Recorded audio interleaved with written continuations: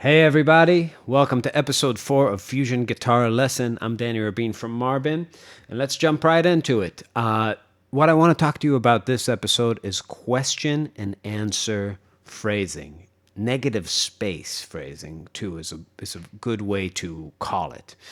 Negative space is not lame like negative harmony. It's actually very useful and very simple and not a frou-frou academic concept. I would say that the number one problem, don't want to sound clickbaity, but it actually is the number one problem in people's phrasing, is that it's a mess. When you listen to people play a blues solo, most of the time, YouTubers, people you see at gigs, it's just a mess. And when you call something a mess, you mean there's no coherent organizing factor in it. The thoughts are chaotic.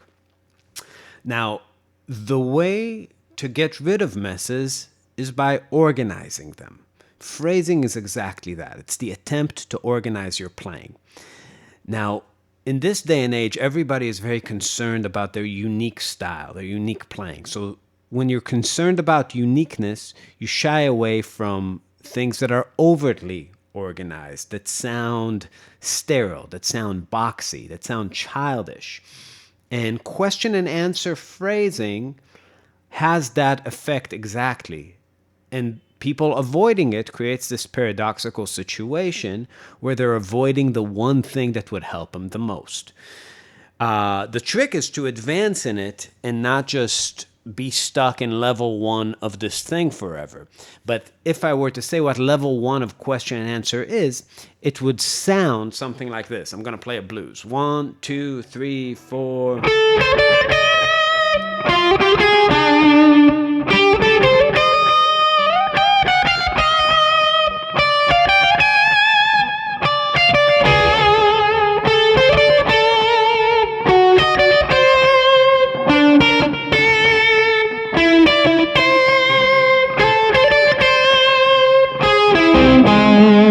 So the notes might have been interesting for you, and you're like, that's not level one. But rhythmically, motifically, it's just pop, pop, pop, pop. 1 and 2 and space, space. 1 and 2 and space, space. 1 and 2. So I was creating this thing, and it became so predictable. It's like, that's not what a solo sounds like. It's too childish. Pop, pop, pop, pop, pop, pop, pop, pop.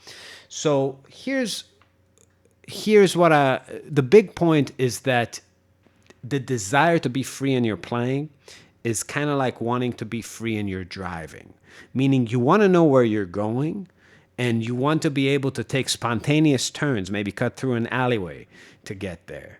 The more familiar you are with the terrain, the better you're going to be at that. But free driving does not mean running into the side of the building, driving like you're in GTA, going over the garden, running over an old lady. That's just not a good idea to go about it. That's where most people are with their phrasing. Avoiding symmetry by all costs, thinking that improvising has to do with disregarding aesthetics and just principles of rhythmic symmetry.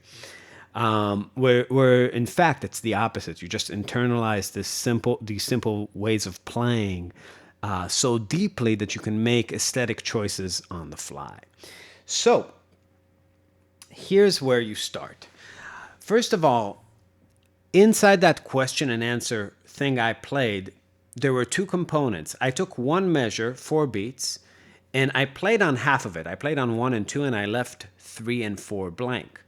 Now, when I was playing on 1 and 2, I just played eighth notes, 1 and 2 and space, space. Now that space is what I call negative space, kind of like in a photo or a painting. You have your focal point, the part that's occupied, and then you have the negative space. And because it's left blank, it becomes the background. But that background defines what the focal point lives in. Phrasing works in a very similar sort of way. Now, I was playing a rhythmic motif that I kept exactly identical throughout the 12-bar blues. You don't have to do that. That length of the negative space creates the symmetry. So I went 1 and 2 and 3, 4, 1 and 2 and 3, 4. But I could have gone 1 and 2 and 3, 4, and 2 and 3, 4, and 3, 4, and 3, 4. Or change the subdivision, not stay in eighth note land. Could have gone triple it, 3, 4, tick it, 3, 4, da da da da, 3, 4, da ba. So it's the leaving symmetrical space that creates that kind of feeling that everything is related, right? And when you don't use a motif, when you don't use a repetitive motif, which creates repetition in the occupied part, and you just keep the negative part the same, you can get into some more interesting things. 1, 2, 3, 4.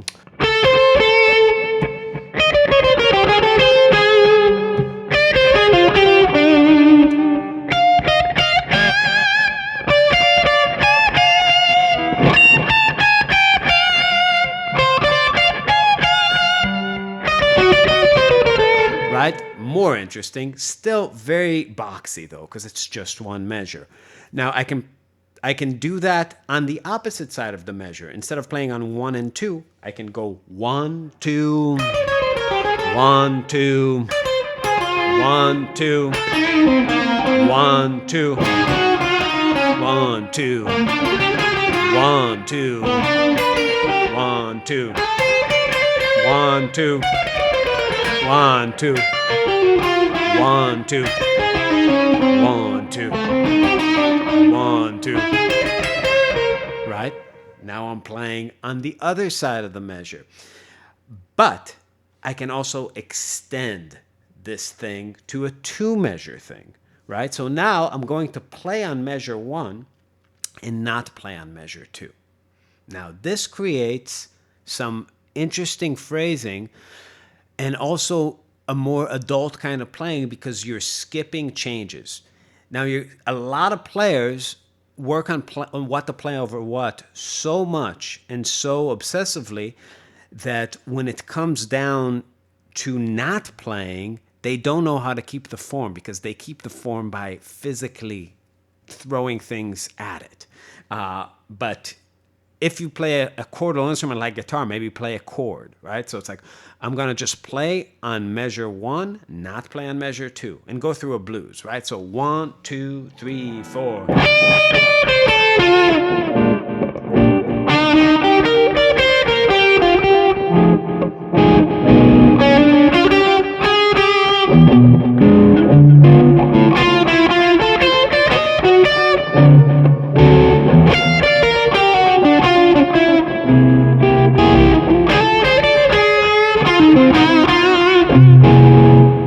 Now I'm going to do the same thing, but I'm going to not play on measure 1, right? So now all my phrasing is going to start on measure 2. 1, 2, 3, 4.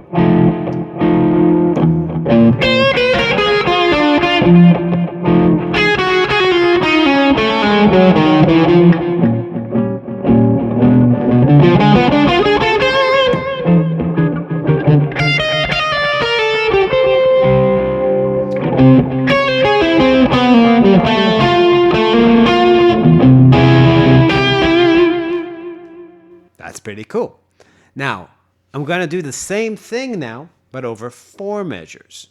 So I'm going to play over 1 and 2, not play over 3 and 4. 1, 2, 3, 4.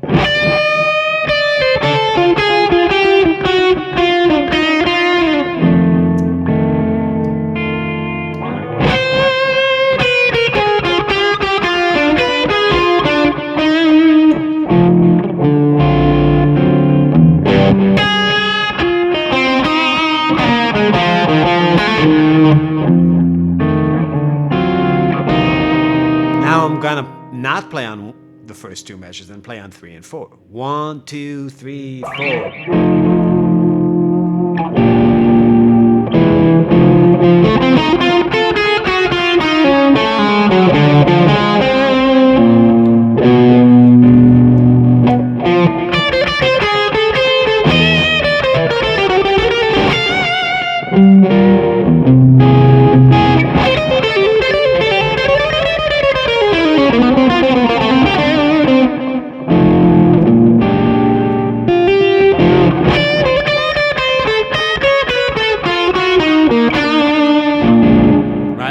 So I'm doing that.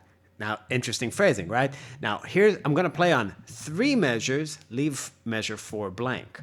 1, 2, 3, 4.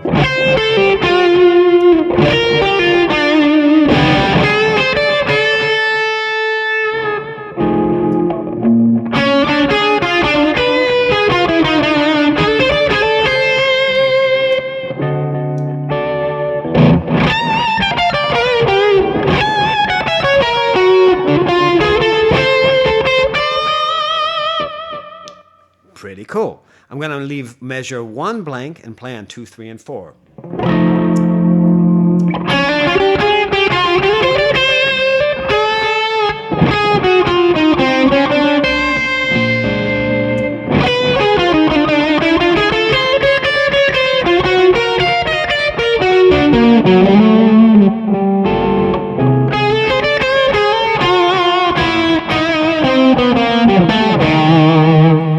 Now I'm going to do something like Charlie Parker would, which is create an asymmetry. I'm going to do a 3 measure thing with space. I'm going to play on 2, leave 1 blank, and that's going to spin around the 12 bars, right? So like 1, 2, 3, 4.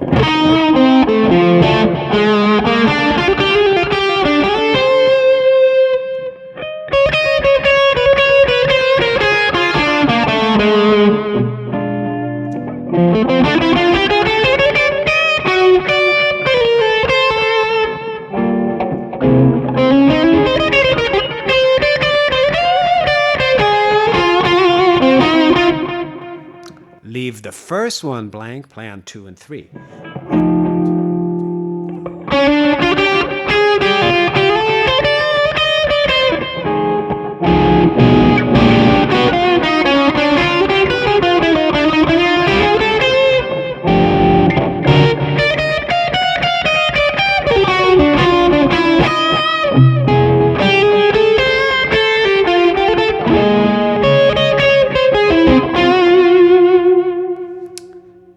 Hopefully by now you have some ideas on how this works and how you can implement it. Subscribe, leave comments below. Thank you for watching. Bye-bye.